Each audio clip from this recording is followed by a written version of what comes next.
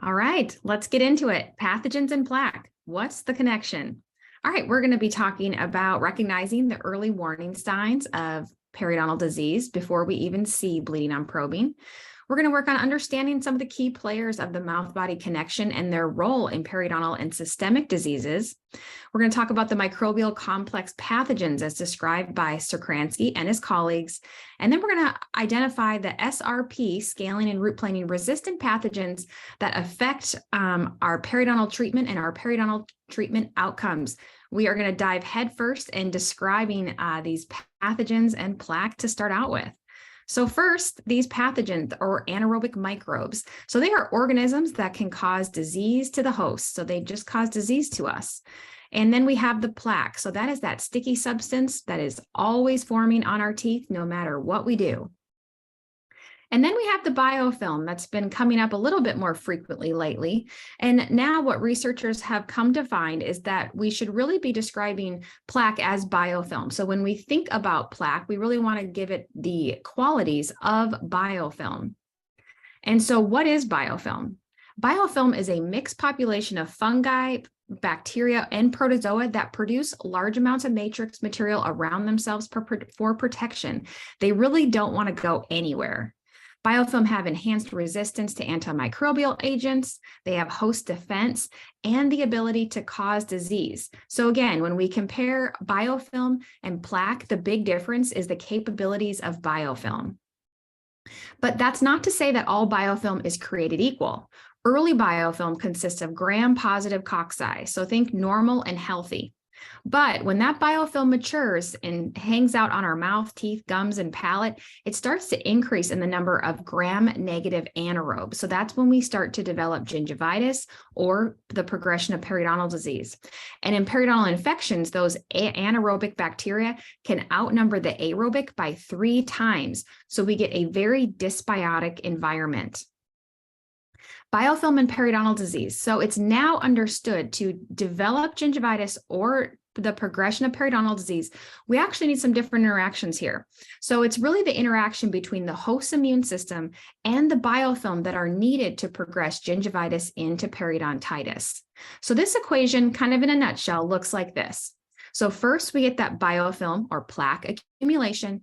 That's going to cause inflammation, which is our host immune response, but that's just acute inflammation. That's the good kind. And once that happens, we're going to increase the amount of gingival curvicular fluid. So our body goes, okay, we've got too much gunk sitting at the gum line. And so the body goes, okay, let's have some acute inflammation. So the kind of inflammation that if you were walking by the coffee table and you stubbed your toe would get swollen. And that's a good thing. And then the gum tissue goes, let's try to flush out all of that material that's sitting at the gum line. So essentially the spit that's in those pocket depths is going to start to increase in that amount of gingival curvicular fluid, trying to flush off the biofilm from those pockets. So we have biofilm getting stuck at the gum line, then we get that inflammation, the host immune response, and then that gingival curvicular fluid that's then trying to flush it out. But if we remember from before, that biofilm doesn't want to go anywhere. It's sticky, it wants to stay. And so unless that person is going to physically remove that biofilm, it's just going to start to mature and mature and mature. So that mechanical removal is essential, subgingivally, supragingivally, the whole thing. So if all of this gunk stays at the gum line, that acute inflammation is going to transition into chronic inflammation. And that's a big problem because the difference between acute inflammation and chronic inflammation is big time.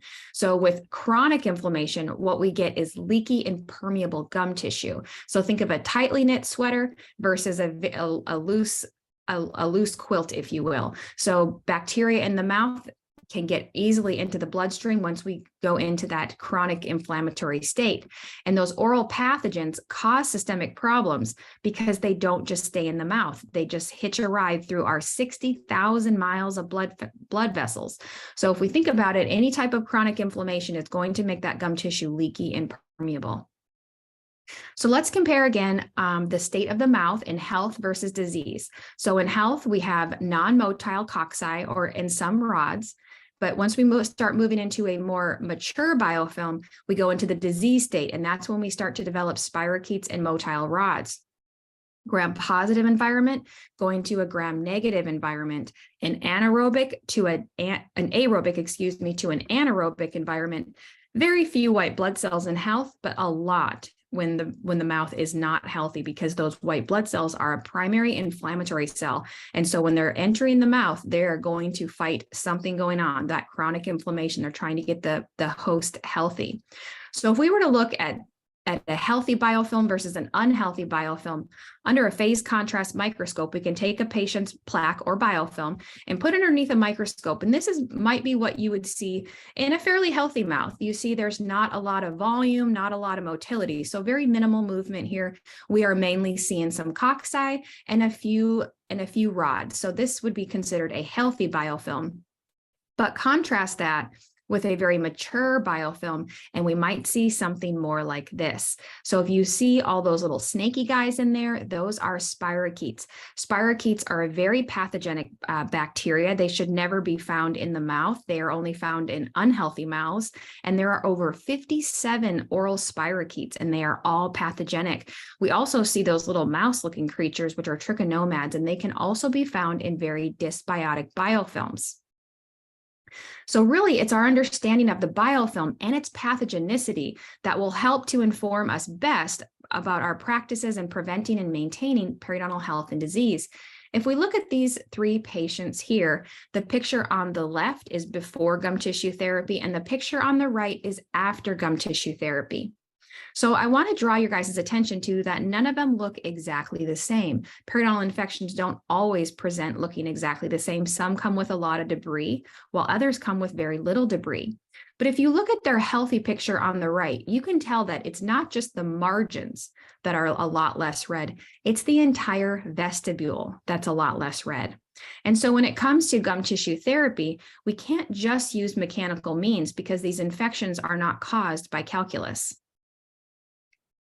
So pathogens and plaque, what's the connection? Pathogens live in the biofilm, aka plaque, but they don't just stay there, they go systemic. So if pathogens are in the plaque and they go systemic, let's discuss this elephant in the room. What does that mean for the oral systemic connection? Or a better question might be, what is the oral systemic connection really? I love this article by Anne Rice in RDH magazine labeled, "Do you really know what oral systemic means?" And that article was written back just a year ago in 2022. So in it, they stated that research concluded that there is a lack of awareness and an ignorant attitude about the bidirectional relationship between cardiovascular disease and periodontitis among cardiovascular disease patients.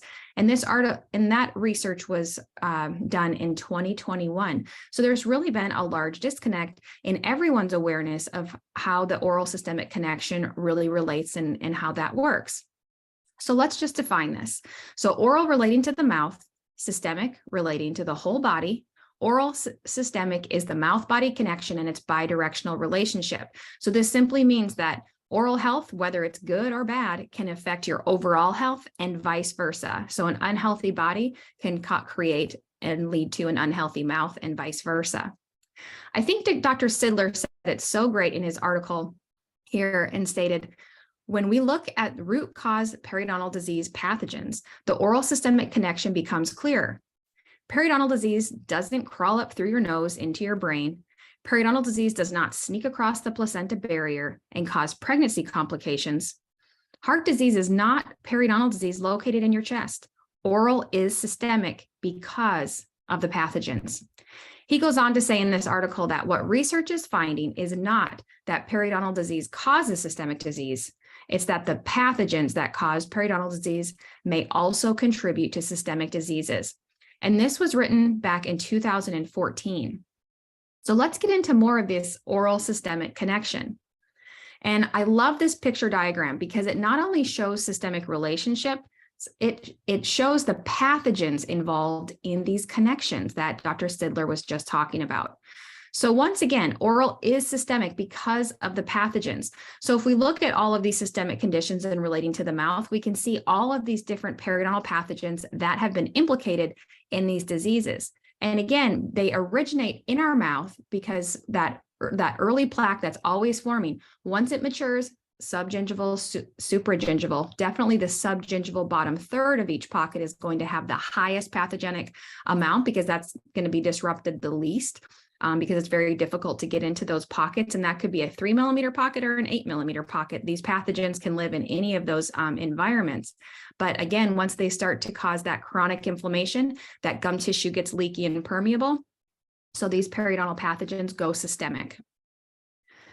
Let's look at some of them individually. So PG, one of these periodontal pathogens, is linked to heart attack, ischemic stroke, pregnancy complications, cancer, diabetes, dementia, rheumatoid arthritis, oxidative stress, all kinds of things. PG, a very bad actor. PG possesses a unique property to invade the arterial walls, to survive intracellularly and escape our immune system. In the Beat the Heart Attack Gene book by Dr. Bale and Amy Doneen, they write, periodontal disease caused by high-risk pathogens may be considered a contributing cause of arterial disease. The dental community has a substantial opportunity to mitigate the #1 cause of morbidity, mortality, namely cardiovascular disease, by effective management of high-risk periodontal pathogens, not calculus, not plaque. We've got to treat the pathogens. Several studies on cardiovascular disease here, effects of periodontal disease on the risk of atherosclerotic cardiovascular disease.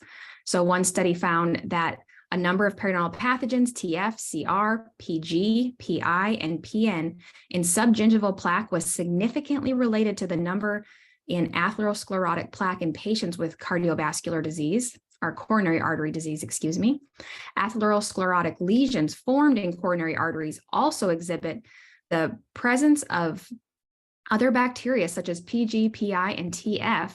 The conclusion here, there is no doubt that taking care of oral health should be the basis of atherosclerotic cardiovascular disease prevention. For this purpose, avoiding risk factors for periodontal disease should be recommended. A reframe of that conclusion really could be, see your dental hygienist on the regular, especially if you have cardiovascular disease.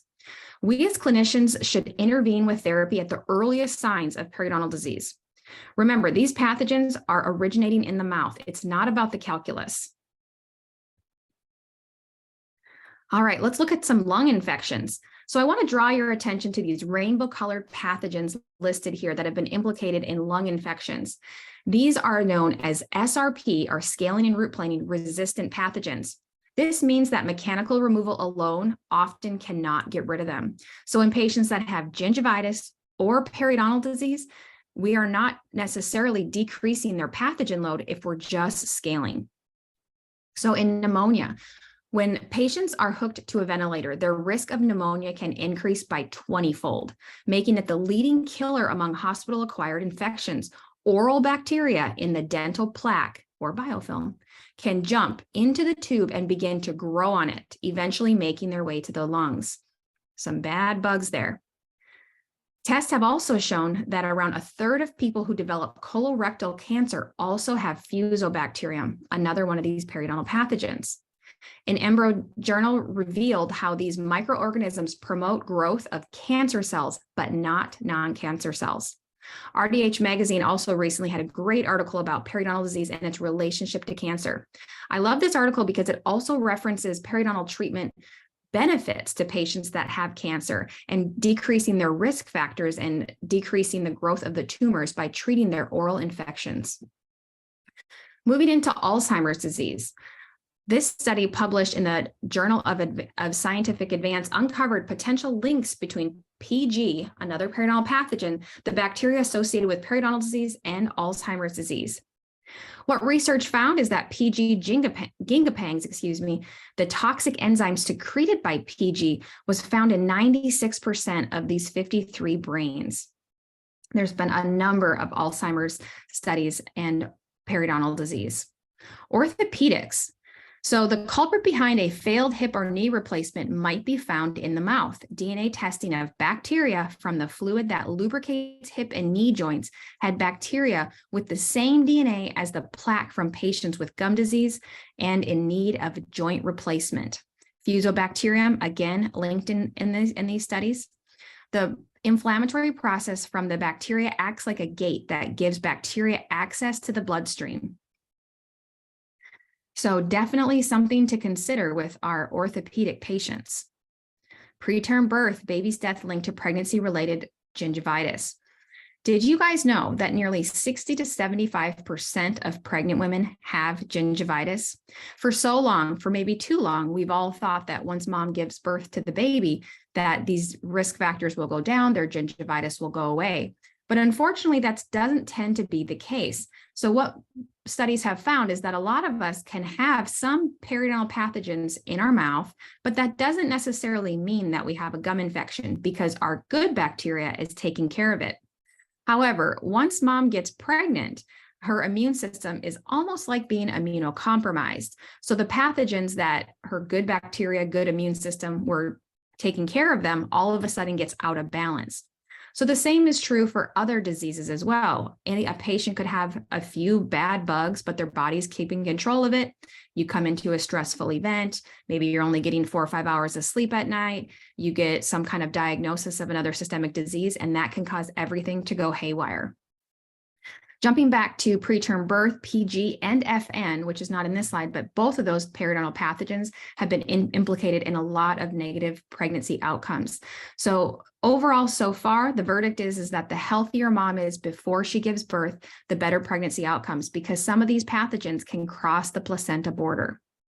I love this article that Melissa Birch wrote about the study that was done in 2021 in blood and published in Blood Transfusion. Is it time to talk to gum disease patients who donate blood? Researchers found that the prevalence of bacteria was 6.4 times higher in blood donated by people with periodontitis compared with those who didn't experience gingival inflammation. Whoa. In all, 48% of blood donors had periodontitis. This is a significant area that we're not even testing for on a regular basis.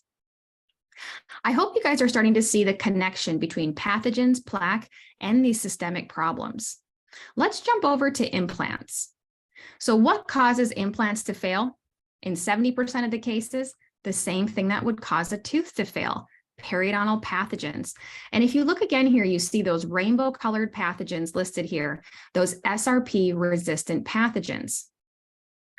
I love this article by Dr. Fromm that wrote, dental implants fail at a rate of 10 times that of natural teeth in patients with treated chronic periodontitis. And the articles referenced here, this was one of the conclusions. Once periodontally compromised teeth are extracted, dental implant surfaces can become colonized with potentially disease-causing pathogens without adequate biofilm disruption in the overall oral cavity, which would even apply in full mouth extraction cases with immediate or delayed implant therapy. Again, periodontal pathogens cause systemic disease because they don't just stay in the mouth. They're in the bone, they're in the blood, they're all over. So even when we remove those diseased teeth, the infection wasn't just connected to those teeth. So again, that 70% of implants generally fail because of periodontitis and 30% from other causes. Well, one of the number one problems when we think about gum infections is that a lot of us think of a mouth that looks like this. A whole lot of inflammation, a lot of redness, extreme blunted papillae, lots of calculus and debris. Overall, kind of a dirty looking mouth. But then this is actually where most of these infections start. Good home care, minimal plaque and calculus, pockets within 3 millimeters, no bleeding on probing. Most of us, especially me in my early days, saw a patient like this and I would say, great, I'll get you shined up. Everything looks great, no bleeding points. But then I got in there and it was like I hit an artery. Many times we're just not looking for the right signs and symptoms. We were never taught to look for pathogens. We were taught to look for destruction, the reaction to these infections. And still worse yet, our patients that already had SRP often still bleed. Doesn't matter how much debris is left behind, their gum tissue is still weeping because that gum tissue is still infected with those periodontal pathogens. Doesn't matter about the calculus. Calculus, we want to get rid of it, but it's not causative. Traditional diagnostic parameters that most of us were taught were to look at our bleeding points, show the patient maybe their areas of bleeding. But sometimes our patients, I know mine, would say, well, you're just poking me too hard. Oftentimes I would show them their x-rays. I would show them the radiographic calculus. And then they would tell me that those x-rays looked like toes. And I wasn't really sure if I was getting anywhere. But nevertheless, I still recommended traditional scaling and root planing because after all, that was what I was taught to do. After gum tissue therapy, I would look at the periodontal probe numbers and I would see if there was less bleeding on probing, if the pocket depths had increased, decreased, but sometimes the clinical attachment loss would increase. And so the number really didn't make much difference. Sometimes I would have less bleeding on probing, but I often still had bleeding on scaling. And if I looked at my x-rays and there was no calculus, I would think, great, I would have passed my national boards with that one. But I would recommend that some of us start to change the way that we communicate with our patients to help them understand that this is not a debris problem. It's not about bleeding points and plaque and calculus. It's about an infection. So if we change the way we communicate with our patients, we can often get more patients to say yes to necessary treatment because they actually understand it's an infection. So I say something like this: Mrs. Patient, I'm going to evaluate your gum health as we now understand the healthier your mouth is, the healthier your body will be. If I see anything that could potentially cause you harm, I'll let you know. And at that point, if I see any amount of redness, inflammation, blunted papillae, anything like that, a red mouth, all I have to say is I'm seeing a change in your gums today. That is a very powerful statement because if we continue to use the same terms that we did before, your patient's ears might not perk up. They kind of go on autopilot. It's like the same old, same old. But if we start to say something different, they pay attention. So I'm seeing a change in your gums today. You have redness, inflammation, and even bleeding. This definitely appears to be a gum infection caused by bacteria. And then we can further go on to explain these bacteria. Think of these bacteria like termites in the foundation of a house. They burrow deep down inside the gum tissue, not just on top of them, which is why your great home care isn't necessarily taking care of it. So we want our patients to know this isn't a topical issue. This is an inside issue. So we need to do something different, a different type of intervention. We could further go on to say, think of the cleanings we've been doing, like a routine car wash. What you need is the full detail, really spending time getting in the nooks and crannies, places we just can't reach with a traditional cleaning. So let's now say that this is your patient tomorrow. And now, with the understanding that any inflammation can be a sign that pathogenic bacteria are entering that patient's bloodstream because of those leaky and permeable gums, let's talk about the clinical findings in this patient's mouth. So she has great home care, minimal calculus, minimal plaque or biofilm hanging out at the gum line. Her pockets were within 3 millimeters, but she did have scattered bleeding on probing. As you can see, that she has localized anterior blunted papillae, and her mouth is pretty red. So we should be asking ourselves, why is there scattered bleeding on probing?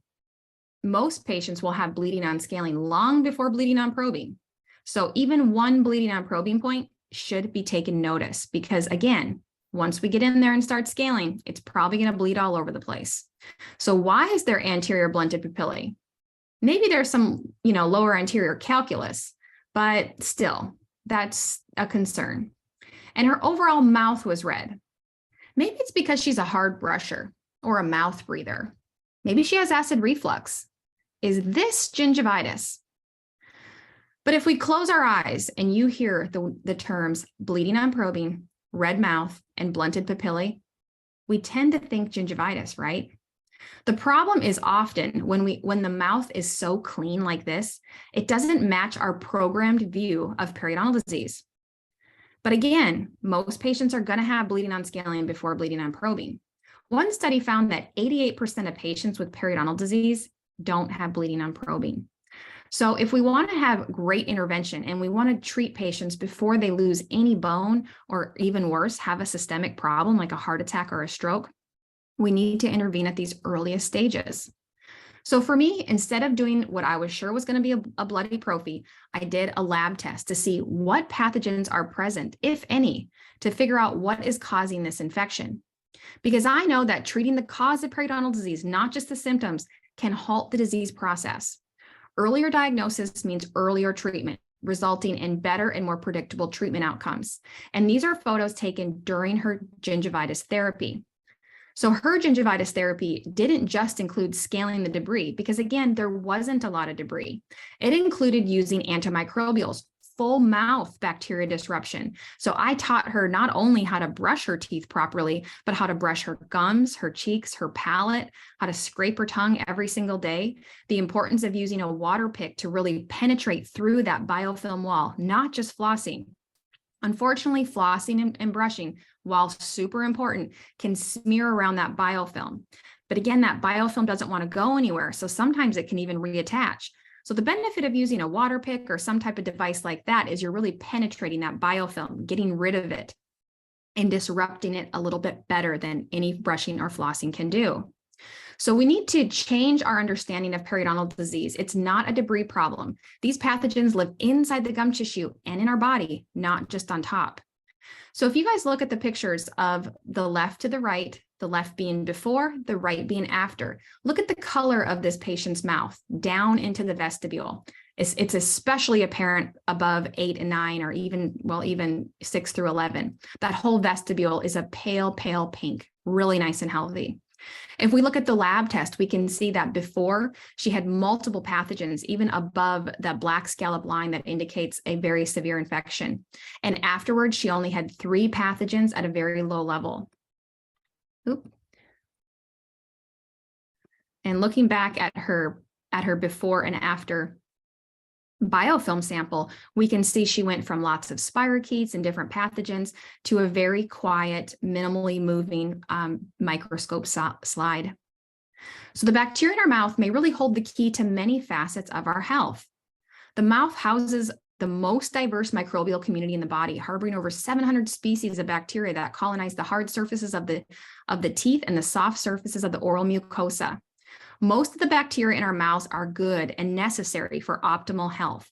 However, as previously discussed, here we have some dangerous and pathogenic bacteria that can cause problems. So let's take a further look at the microbial complexes of these pathogenic bacteria. So in the complex theory described by Sokransky, so the complex theory is the of periodontal pathogens were identified and classified by color to indicate which bacteria are associated with the onset and progression of periodontal disease. So let's look into a little bit more depth of these periodontal pathogens described by Sokransky and his colleagues. So first, they start with the green complex. And so this green complex of bacteria can adhere to the pellicle layer, thereby avoiding being flushed out by that gingival crevicular fluid. They are necessary for the colonization of other bacteria associated with periodontal pathogens and periodontal disease. So with therapy for the green complex is usually if we just do a better job of brushing, flossing, using a water pick, and just really disrupting that biofilm on a regular basis, oftentimes we can get rid of that green complex. So the green complex are the early colonizers that aren't super pathogenic. However, they do set the stage for the next set of bacteria. So next we have the orange complex and the orange associated complexes. So these bacteria are considered a bridge species because they form a link between the early colonizers, those green complex, and the highly pathogenic red complex. The bacteria from the orange complexes are responsible for progressive attachment loss and an increase in pocket depth. So first we get that green complex forming, then that sets the stage for these orange to move in and create the bridge to really get a good foothold on some infection. So therapies for the orange complex, periodontal therapy to reduce these pathogenic bacteria, considerations for systemic antibiotics depending on the patient's overall health history, their age, all the different things that make that patient uniquely them. And then they really need to understand that diligent home care is necessary. So moving into the pink, the red and pink complexes. So this represents the final colonization phase of the development. So once we have these highly pathogenic red complex and AA complex, they aggressively drive the destruction of soft tissue and bone through the production of potent virulent factors. Their ability to penetrate tissue also makes treatment difficult, meaning that mechanical methods alone are often not sufficient because a lot of these are those scaling and root planing resistant pathogens. But without the green and the orange complexes, the red bacteria are rarely able to colonize. So what that means is if we have a patient that is in the earliest stages of periodontal disease, that's when the best time is to treat, because we can reverse and disrupt all those early colonizers, preventing these really bad ones from getting a foothold. Because at that point, we kind of have a forest fire versus a grass fire with the green and the orange. So obviously a grass fire is a lot easier to put out than a forest fire. So therapies, periodontal therapy to reduce the periodontal pathogens, considerations for systemic antibiotics depending on concentrations, medical history, clinical findings, and of course that diligent home care. So these scaling and root planing pathogens, again, I referenced them as the rainbow colored pathogens, are really important to know, because if we have a patient that has periodontal disease and we do a lab test and we see that they have these SRP resistant pathogens, that's going to help guide us in their therapy. We want to keep those patients on a very tight leash, making sure that they're using their water flosser every single day, making sure they come in on a very regular basis, disrupting their biofilm, full mouth brushing, full mouth overall disruption, because the bacteria doesn't just live in the pockets. So the most common infection in the world is periodontal disease. Periodontal disease is both an infection and a disease. Periodontal disease is the only disease/infection that gets treated the same way, no matter how bad it is. This is unfortunately true in most of our dental practices across the United States, but it doesn't have to be. Because the benefit is now we can test for these pathogens. So if we know what we're treating, we can better customize our treatment, resulting in better and more predictable treatment outcomes. But when we don't know what pathogens we're dealing with and we're not looking at the full picture, we can be really limited in our understanding. So let's look at a case study and discuss further how we can best customize these treatments. So this was a young lady in her early 30s. So she was a new patient to this practice, and her last dental visit had been unknown. It was reported that she had diabetes and she was taking metformin.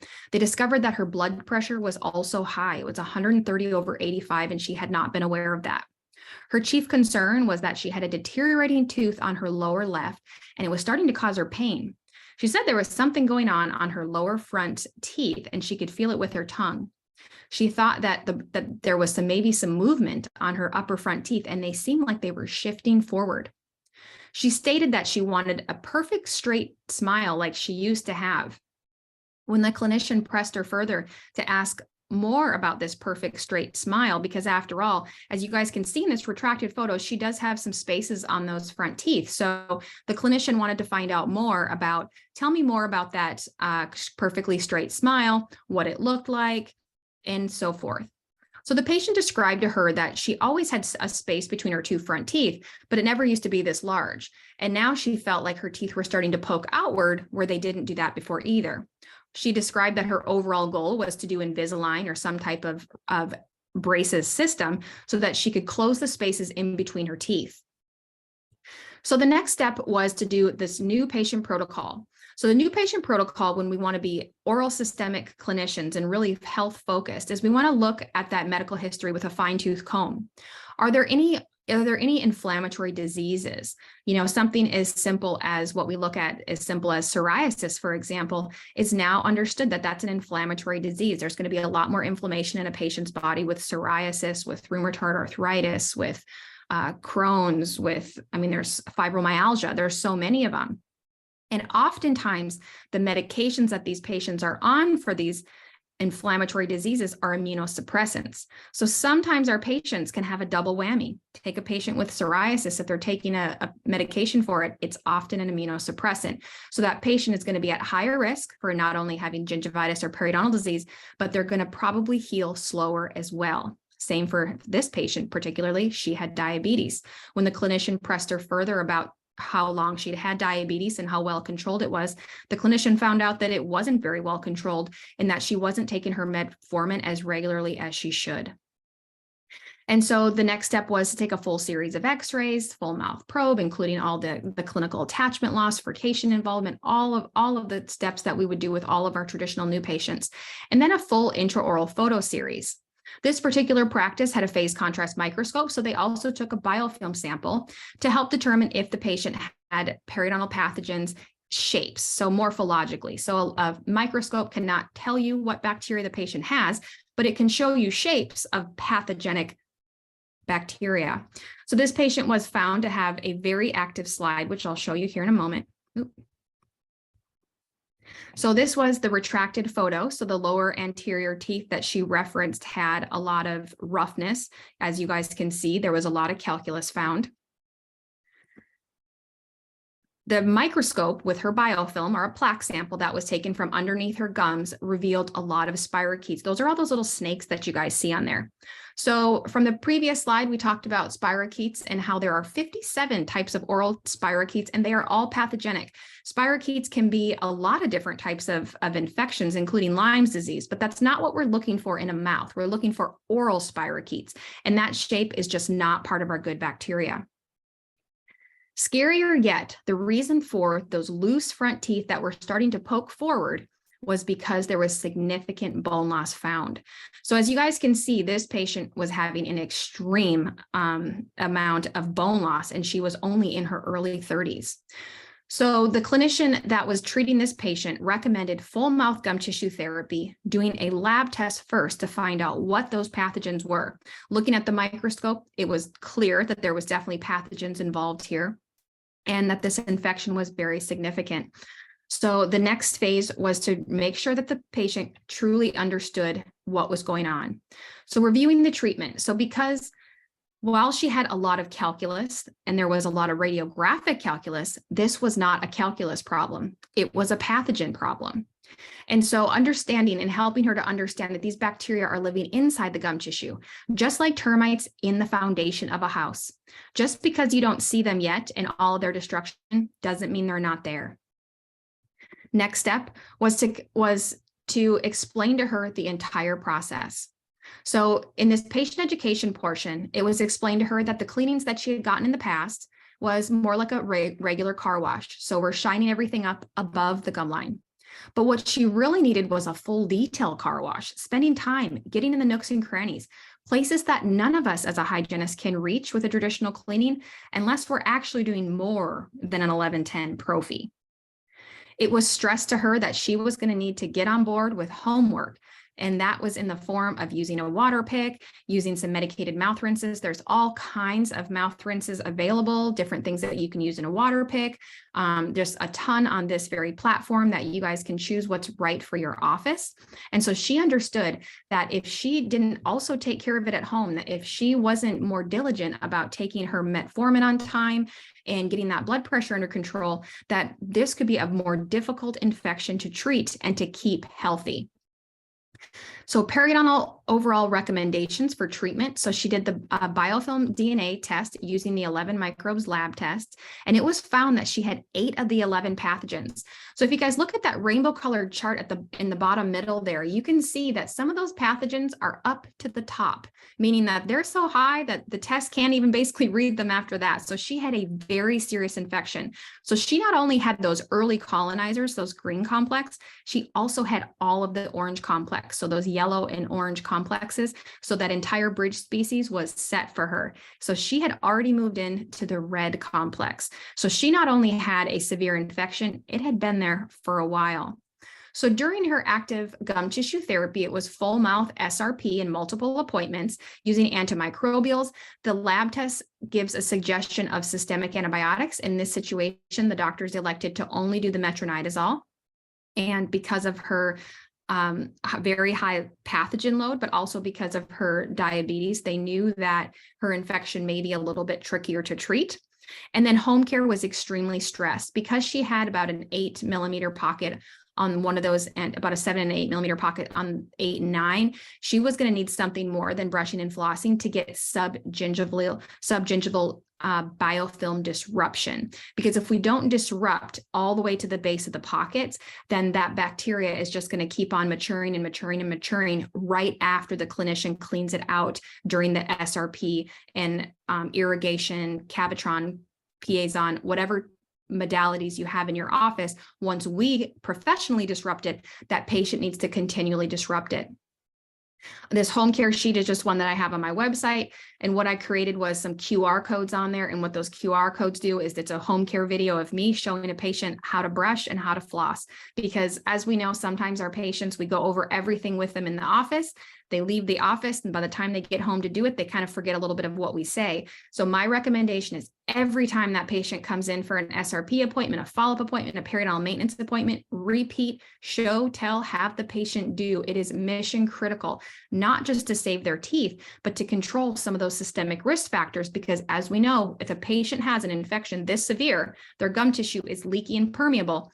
And these pathogens that you see on this lab test are not just in their mouth. After her gum tissue therapy, she had phenomenal results. The images on the top were before periodontal therapy, before her full mouth SRP, before all that home care. And then after 3 months later, as you guys can see, she had, a lot of gum tissue swelling went down. Everything looked really good. She was really on board with what she needed to do. And her lab test was incredible. So she came at first, she had 9 of the 11 pathogens that we're testing for, and she came back with all but 4, which is really, really good considering how extreme of an infection she had. Looking at her microscope slide on the left was before. You can see all those spirochetes on there. And then on the right, you can see there's not a lot of stuff floating in the fluid space. So she doesn't have any more spirochetes. So a great result there. But as some of us are aware, if a patient has vertical bone loss, what we don't want to do is poke it with a probe, because we sometimes can see that bone is actually going to regrow if we halt the pathological process. So this patient's initial PA was of this picture on the left. 3 months later, before any probing, this PA was taken. As you guys can see, a lot of bone started to regrow. Not only did it start to regrow, but the density was really already filling in. And this is only 3 months after non-surgical periodontal therapy, no bone graft. Absolutely astonishing. And from 9 to 12 months, you guys can see that bone continued to regrow, continued to get more dense, and it was just absolutely great. So if you guys consider, this patient really wanted a straight teeth like she used to have. Her goal was to do some type of orthodontic aligners. And the end result here was that this practice felt like at the end of gum tissue therapy and stability for some time, she was ready to go into those orthodontic aligners and close some of those gaps that she had. But they explained to her, this is a bacterial infection. You can never be immunized from it. Again, she had diabetes. She had to keep her blood pressure under control. She also had to keep that diabetes under control. And we also know through studies that when we do gum tissue therapy on a patient, even using just traditional SRP, we can decrease patients' A1C levels. We can help them to control their A1C, because after all, a gum infection is an infection that's running 24 hours a day.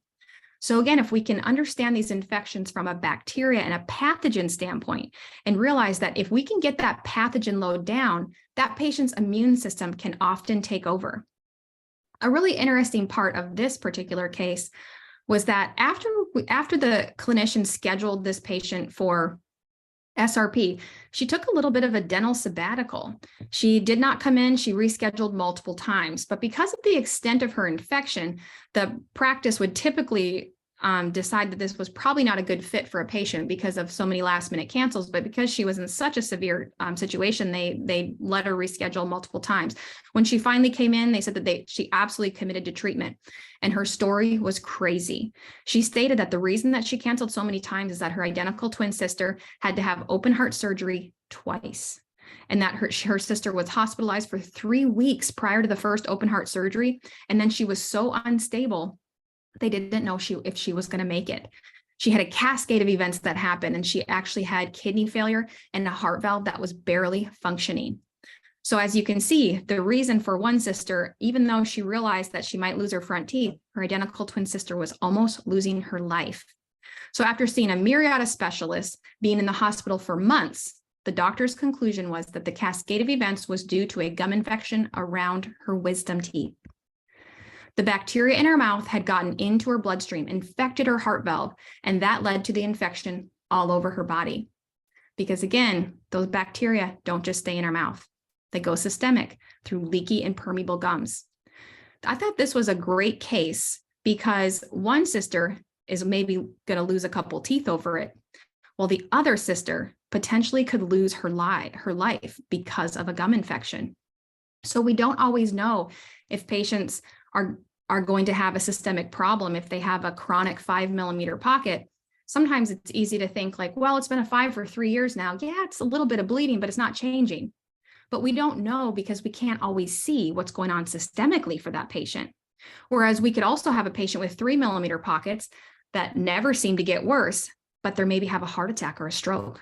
We can prevent those as healthcare professionals. We don't always know that we're preventing them when we're doing gum tissue therapy, but we really are, and the studies confirm that.